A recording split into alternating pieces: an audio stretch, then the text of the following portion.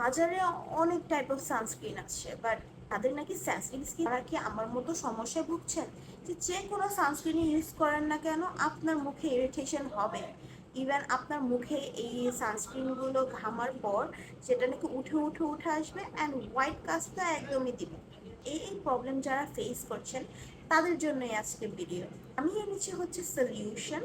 আমাদের পেজে আছে হচ্ছে দিস সানস্ক্রিন, যেটা নাকি খুবই ভালো, খুব ভালো একটা সানস্ক্রিন। এটাতে ইউজ করা হয়েছে zinc oxide, jojoba oil, almond oil, argan oil, beeswax, coconut oil, niacinamide and নানা টাইপ অফ ইনগ্রিডিয়েন্টস আছে এটাতে, অ্যান্ড গ্লিসারিনও আছে। সানস্ক্রিনে কি কখনো দেখেছেন ন্যাচারাল ইনগ্রিডিয়েন্টস আছে? বাট আমাদের সানস্ক্রিনে সব থেকে বেশি ন্যাচারাল ইনগ্রিডিয়েন্টস আছে, যেটা নাকি পুরো সেন্সিটিভ স্কিনের জন্য পারফেক্ট।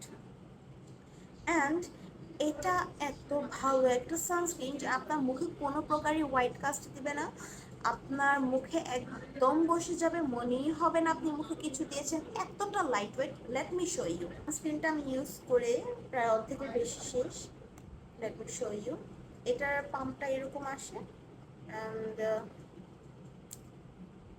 এতটুকুই হয়ে যায়, ফুল ফেস কভার করে ফেলবে এতটুকুতেই। অ্যান্ড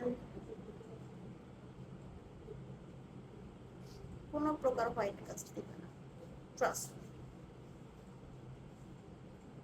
সি, মনেই হবে না হাতে কিছু ইউজ করেছি, মনেই হবে না। সি, একদম মিশে যাবে, একদম মিশে যাবে। সেই সানস্ক্রিনটা খুবই ভালো একটা সানস্ক্রিন।